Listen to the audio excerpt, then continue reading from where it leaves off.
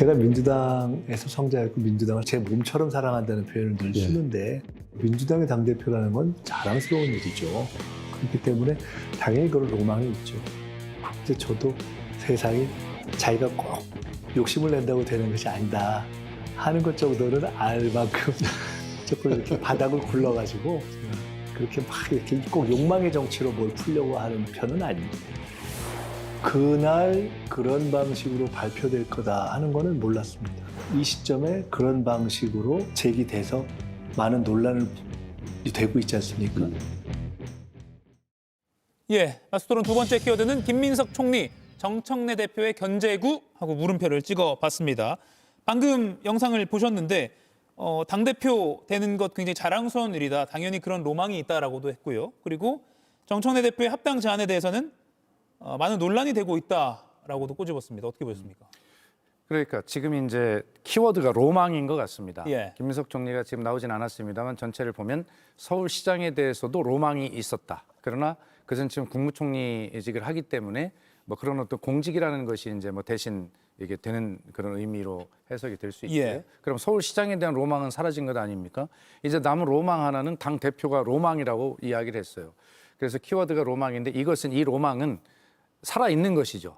그래서 올해 8월 달에 있는 그 당 대표 선거를 위한 전당대회에 출마하겠다는 뜻을 강력하게 공식적으로 시사한 것으로 보고요. 예. 다만 그러면서도 정말 정치를 해보니 본인이 그랬잖아요. 자기가 18년 야인 생활 정말 장기 야인 생활을 했다. 그 대신에 김민석의 30대를 보면 30대 일약 서울시장에 도전할 만큼 얼마나 스타 정치인이었습니까? 예. 한마디로 굉장히 큰 나락으로 떨어진 그러면서 굉장히 오랜 야인 생활을 하고 복귀해서 화려하게 총리가 됐는데 그렇게 살아보니 내가 로망이 돼.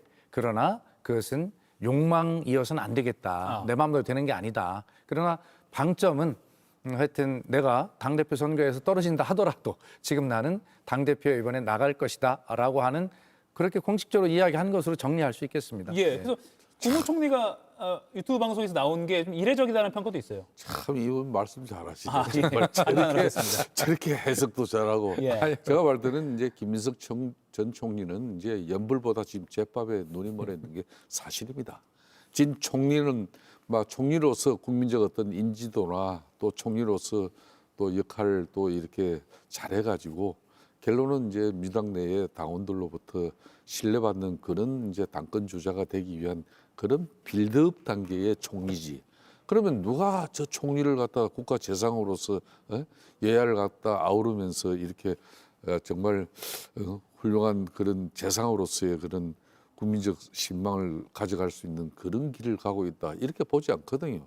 그러니까 민주당 당원들 지지층을 의식하니까 지난번 오세훈 서울시장 때릴 때 그냥 한강 버스고 그리고 종로에 그냥 그런 데를 다 현장을 그런 데는 정말 열심히 가잖아요. 그때는 또 서울시장도 약간 넘볼 때고. 근데 지금은 이제 명확하게 정리가 된 것 같아요. 서울시장 여론조사 넣으면은 왜 그걸 넣냐고 난리가 나고 말이에요. 그것도 뭐 며칠 전에 나온 여론조사 보니까 뭐 1등이나 했으면 1등 함에도 그런 소리를 하면 좀 이해가 되는데 제가 볼 때는 3등인가 돼 있더라고요. 그런 차원에서 김민석 총리의 가민하고 예민한 반응은 대려 지금 이재명 대통령의 그런 인자로서의 총리 역할에 대한 국민적 신망이 떨어지는 행위다. 그렇기 때문에 총리는 총리로서 끝까지 충실을 해야 되고 예. 천상 자기가 민주당 당대표에 그 꿈이 있다 하더라도 그럼 그때 가서 결정해야 되는 거예요. 총리 때 왜 그 꿈을 가지고 있냐고. 예. 그건 안 맞는 거죠.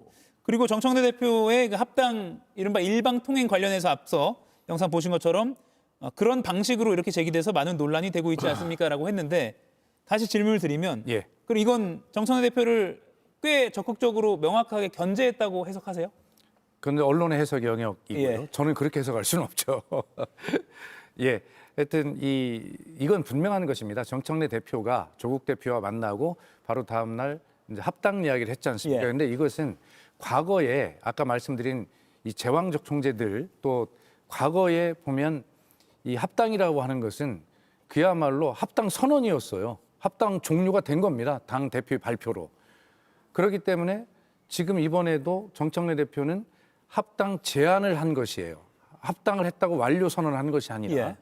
지금부터 당원의 주인인 당원들이 이것을 결정해 주십시오라고 합당 제안을 선언한 것인데 과거의 총재들이 대표들이 발표한 걸 보면 아무도 모르게 오늘 갑자기 둘이 딱 합의해가지고 합당을 선언합니다. 종료 선언을 한 것이거든요. 근데 지금은 시작 선언을 한 것이에요. 예. 이런 차원에서 당원들의 오해나 이런 것이 없으시길 바라고 정청래 대표도 당원이 절차를 밟아서 하라고 하면 하고 하지 말라고 하면 못하는 것이다. 이렇게 돼 있고 조국 혁신당도 당원들에게 의견을 묻는 절차를 밟고 있지 않습니까? 예.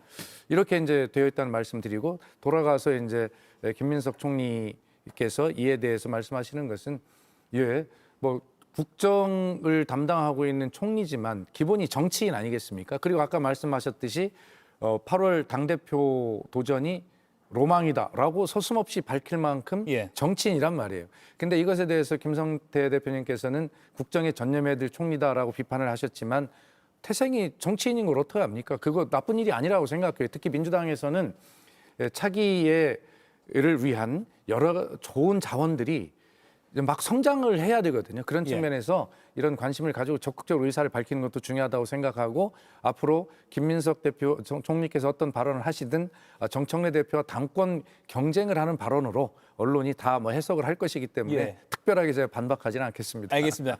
20초 남았는데요. 예, 예. 지금 이해찬 전 총리 장례 기간이라 좀 잠잠한데 끝나면 합당 논의 어떻게 될 거로 보세요? 저는 정청래 당대표가 정치적 승부수를 던진 거예요. 예. 그러니까 이제 6.3 지방선거를 당대표 중심으로 홀로서기 하겠다.